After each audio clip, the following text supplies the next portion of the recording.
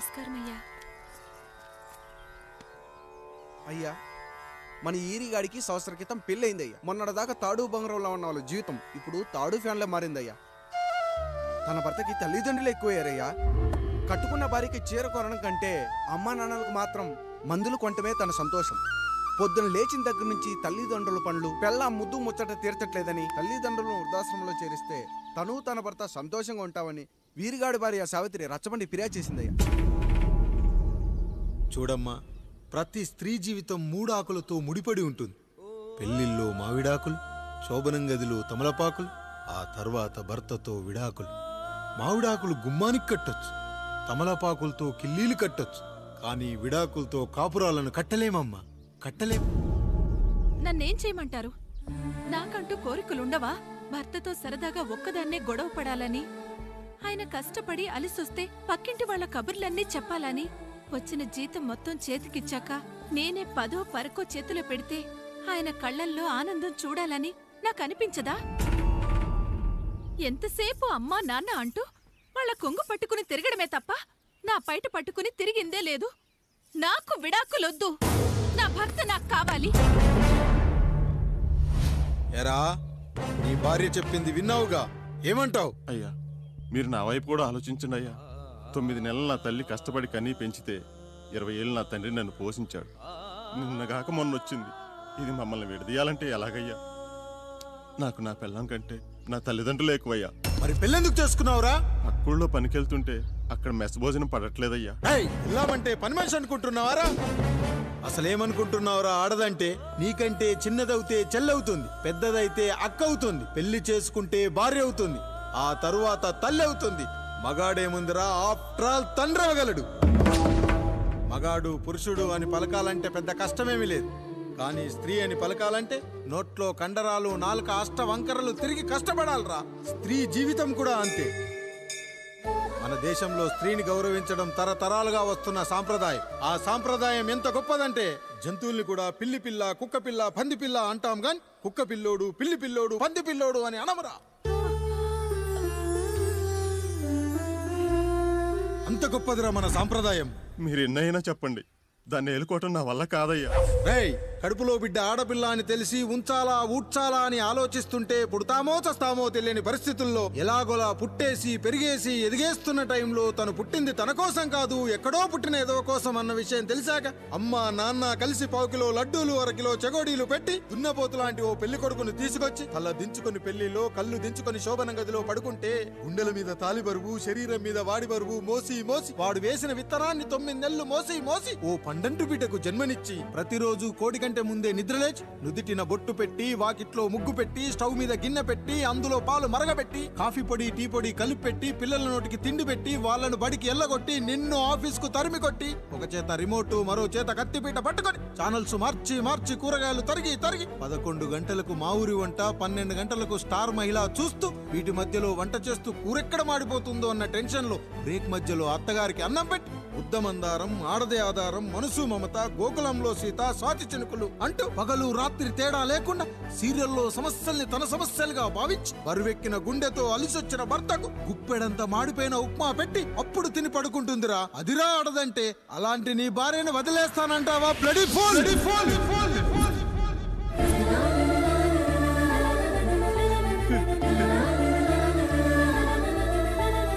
కుక్కలో ఆడదాని గురించి చెప్పాలంటే నాకు 3 నిమిషాలు పట్టిందిరా. 3 ముళ్ళేసిన నీకు ఆడదాని గురించి తెలియాలంటే ఎన్ని జన్మలెత్తాలరా. అయ్యా అయ్యా, నా తప్పు నేను తెలుసుకున్నానయ్యా. నా తల్లిదండ్రులు నేను వదిలేస్తానయ్యా. నా పిల్లల్ని నాకు ఇప్పించుండయ్యా. నువ్వు తప్పు మీద తప్పు చేస్తున్నావు. నీ భార్యను తిరిగి ఏలుకోవడానికి నీకు హక్కు లేదు. ఈ రాయుడు తీర్పిస్తున్నాడు. ఈ ఈరిగాడు మాత్రం తమ తల్లిదండ్రులతో ఉండాలి, కానీ ఈవిడకు మాత్రం భర్త కావాలి. ఈమెకు అభ్యంతరం లేకపోతే నేను పెళ్లి చేసుకుంటాను.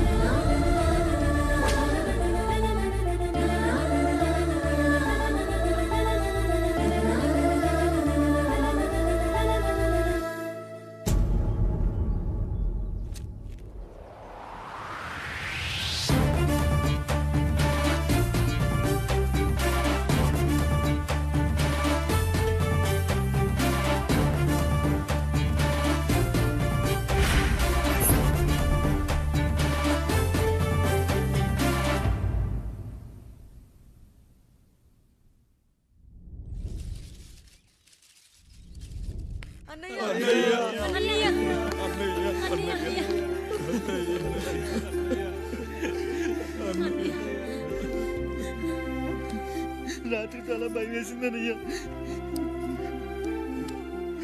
ఇప్పుడు మమ్మల్ని వదిలి వెళ్ళకన్నయ్యా. రాత్రే కదరా మనం అందరం కలిసి పడుకున్నాం. ఎప్పుడో రాత్రి చూసామన్నయ్యా. నిన్ను చూడకుండా ఒక్క అరగంట కూడా ఉండలేకపోతున్నా. నిన్ను చూసి చాలా రోజులైనట్టుంది అన్నయ్య. రాత్రంతా ఎక్కడికి వెళ్ళావన్నయ్యా? అసలు ఎక్కడికి వెళ్ళారండి? ఇంట్లో దోమలు కుడుతున్నాయని అలా పక్కనే ఉన్న గడ్డివాం దగ్గర పడుకున్నా. మన రత్తాలు వాళ్ళ ఆయన ఊళ్ళో లేడంది. సరే అని తను తోడుగా తీసుకెళ్ళా.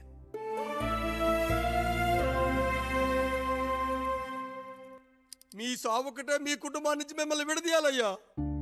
అప్పటి వరకు మేము కళ్ళు తెరిస్తే మా కళ్ళ ముందు ఉండాలి, కళ్ళు మూస్తే మా కళ్ళలో ఉండాలయ్యా. నమస్కారం రాయుడు గారు.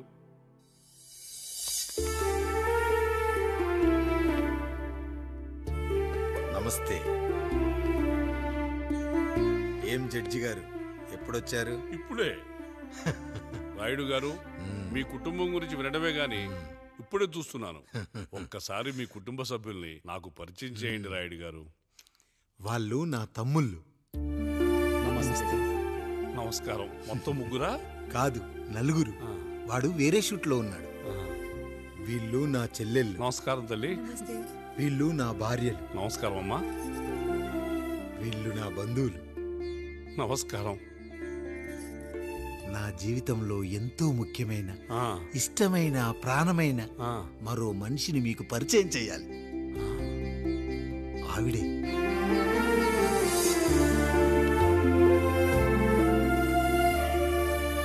నమస్తే తల్లి.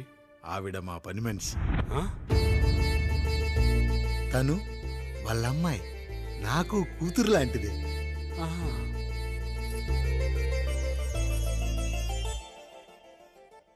ఆ ఫోటోలోని వ్యక్తి ఎవరమ్మా? మీ ఆయన?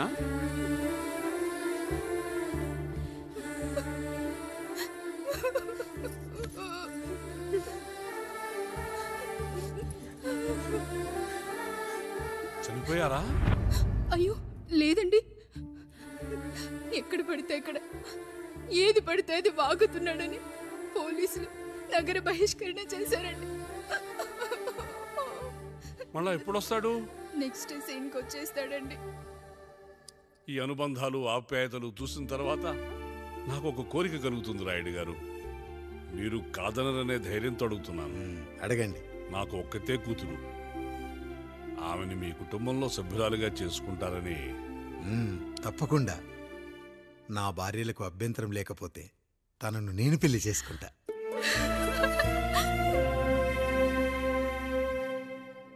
అయ్యో, మీరు పొరపాటుగా అర్థం చేసుకున్నారు. మీ పెద్ద తమ్ముడికి ఇచ్చి చేస్తారని.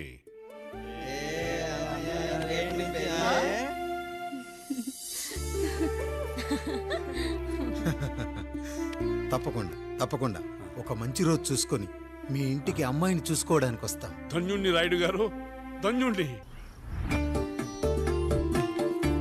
రండి రండి రాయుడు గారు.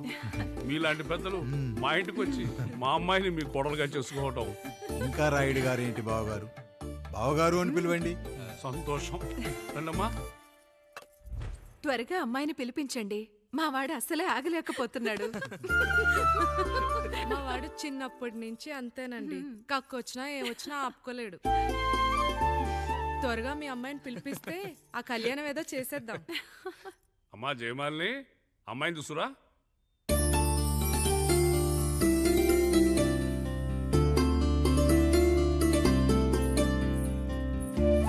కూర్చోమ్మా. నువ్వు కూడా అబ్బాయిని చూడమ్మా.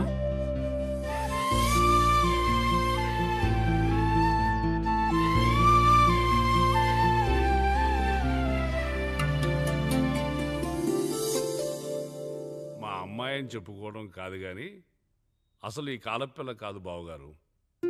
రాత్రంతా బయట తిరిగినా కోడి కుయ్యకు ముందు ఇంటికి వచ్చేస్తుందండి. మళ్ళా ఊరంతా నిద్రలేగిస్తే తప్పుగా అనుకుంటారు కదా. తను తిరిగే స్నేహితుల్లో పచ్చి తాగుబోతులు, తిరుగుబోతులు ఉన్నారు. కానీ ఆ విషయాన్ని తన మనసులోనే పెట్టుకుంటుంది కానీ స్నేహితుల గురించి ఎప్పుడూ చెడుగా చెప్పింది లేదు బావగారు. దీని చిన్నప్పుడే నా భార్య కారు డ్రైవర్తో కలిసి పక్క సందులోనే కూరగాయల మార్కెట్కి వెళ్ళి తప్పిపోయారు. అప్పటి నుంచి ఎంత వెతికించినా మా డ్రైవరు కనపడలేదు, నా భార్య దొరకలేదు.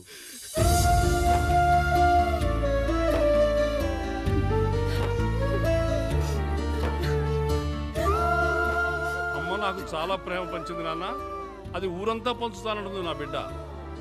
నేను కాదనలేదు. అలాంటి నా కూతురు ఇవాళ మీ కోడలవటం నిజంగా నా అదృష్టం బావగారు. ఈ రోజు నుంచి మీ అమ్మాయి మా ఇంటి బిడ్డ. అమ్మాయి నచ్చిందా బాబు? నచ్చిందా?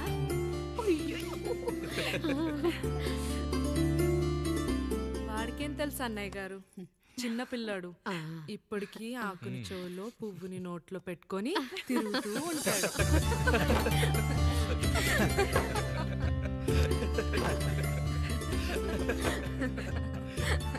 ఇకంత శుభం అన్నమాట. ఇక తాంబూలవి మార్చుకుందాం. ఒక్క నిమిషం ఆగి, నేను చెప్పేది ఒకసారి నా మాట నేను ఒక్క క్షణం కూడా ఉండను. ప్లీజ్. అమ్మా శారదా, పెద్దవాళ్ళు వచ్చారమ్మా, మనల్ని చూస్తున్నారు. అమ్మాయికి పెళ్లి చూపులమ్మా. ఈ టైంలో నువ్వు ఇలా అలర్ట్ చేస్తే దాని జీవితం నాశనం అవుతుంది తల్లి. లోపలికి వెళ్ళు, తాతో మాట్లాడదాం. ఇక్కడ మీ కోడలు కాపురం కాలిపోతుంటే మీరు ఆ మంటల్లో మీ కూతురు పెళ్లికి కాఫీలు పెట్టిస్తున్నారా? ఈ ఇంట్లో నేను ఇంకొక క్షణం కూడా ఉండను. ఒక్క నిమిషం తల్లి, అసలేం జరిగిందో నాకు చెప్పమ్మా. ఈయన మంచోడని 6 నెలల క్రితం నాకు పెళ్లి చేశారు. మొదట్లో బాగానే ఉన్నాడు, ఆ తర్వాత ఒక రోజు మందు కొట్టాడు.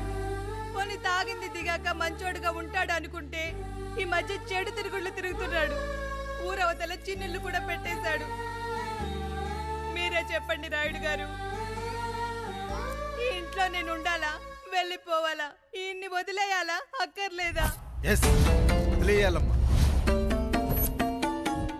వదిలేయాల్సింది నీ భర్తను కాదు, అతనిలోని లోపాలు. ఆశ్చర్యపోతున్నావు కదూ? ఒక మగాడి బాధ సాటి మగాడిగా నేను చెప్తానమ్మా. ఆడదాని ప్రేమ వెలిగించిన అగరొత్తి లాంటిది. ఒకడు వెలిగించగానే కొన్ని గంటల్లో బూడిదైపోతుంది. కానీ మగాడి ప్రేమ దీపం లాంటిది. తాను కాలుతూ కూడా నలుగురిని వెలిగించుకుంటాడు.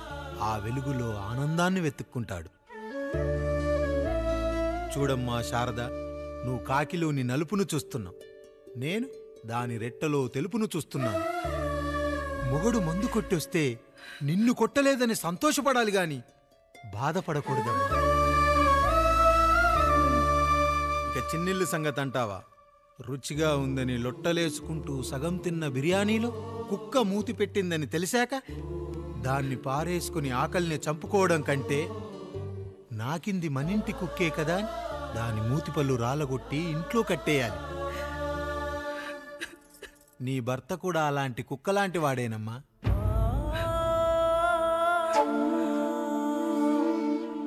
ఆడదానికి వయసొచ్చాక 3 ముళ్ళేసుకొని 90 ఏళ్ల జీవితం గురించి కలలు కంటుంది. అదే మగాడు 3 ముక్కలాడి 90 ml మందేయాలని కలలు కంటాడు.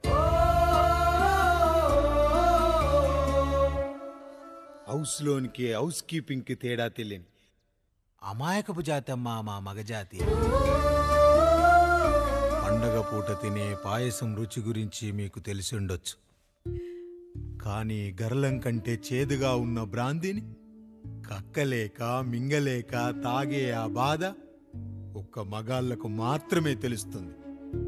కష్టాల్లో ఓదార్చిన మందును సుఖాల్లో మర్చిపోకూడదని తాగడమే కాని మాకు మాత్రం తాగాలని ఆశుంటుందా తల్లి?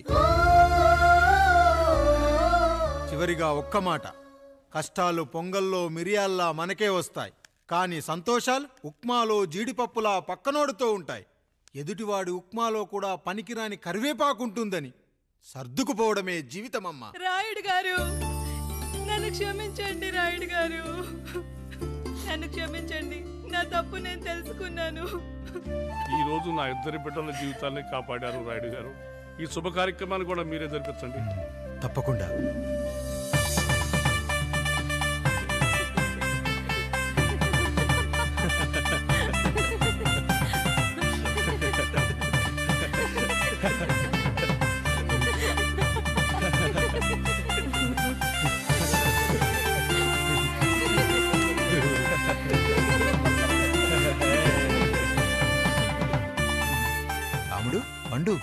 దీవించండి మేము దీవించండి.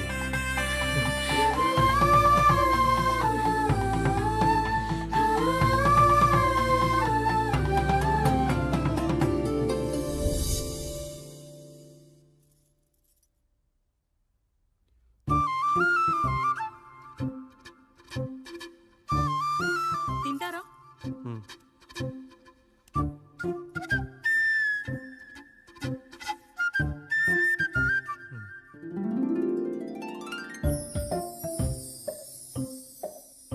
ఫస్ట్ టైమా? అవును, మీకెలా తెలిసిపోయిందండి? అంటే మా బామ్మ చెప్పింది.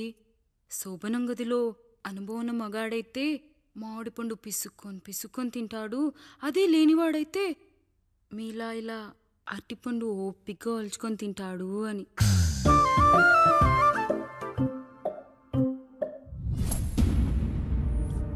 ఏంటవి? అవేంటో తెలీదా? ఫ్రెండ్స్కి పెళ్ళని చెప్తే హ్యాపీ బర్త్డే అనుకొని బెలూన్స్ ఇచ్చారు, ఫీల్ అవుతారు కదా అని 4 అక్కడ కట్టాను.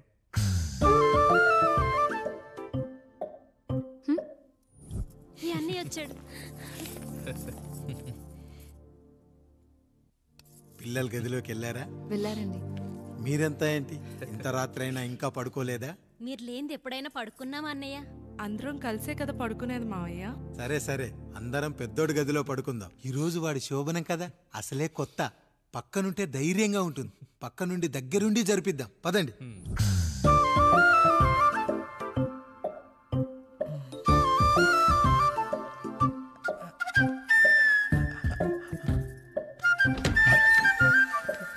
కానివ్వండి రా, కానివ్వండి కానివ్వండి. మీరేంటి మావయ్య ఇక్కడ పడుకుంటున్నారు? అదేంటమ్మా పెద్దోడా, చెప్పలేదా? మేమంతా కలిసే పడుకుంటామమ్మా, నువ్వు మాతో పాటే. అవును భార్గవి. మీరు ఊరుకోండి, మీరు ఇక్కడ పడుకోవడం నాకు ఇష్టం లేదు మావయ్య.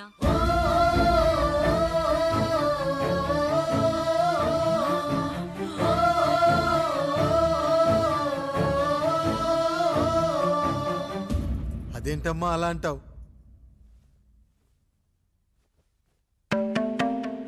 ఎన్నో చూసాం, ఎన్నో చేశాం. దుక్కి దున్ని కోత కోయకుండానే ఈ విత్తనాలన్నీ మొలకొచ్చాయంటావా తల్లి? అవన్నీ నాకు తెలీదు మావయ్య, మర్యాదగా బయటికి వెళ్ళండి.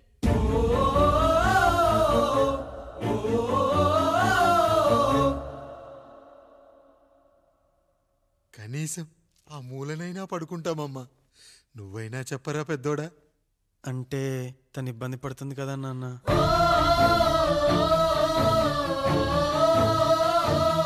నువ్వు కూడా ఏంట్రా, పిల్లలేదో ఆశపడుతున్నారమ్మా. ఒక్కసారి ఆలోచించమ్మా. మావయ్య మీరు బయటికి వెళ్తే మేము తలుపులేసుకుంటాం.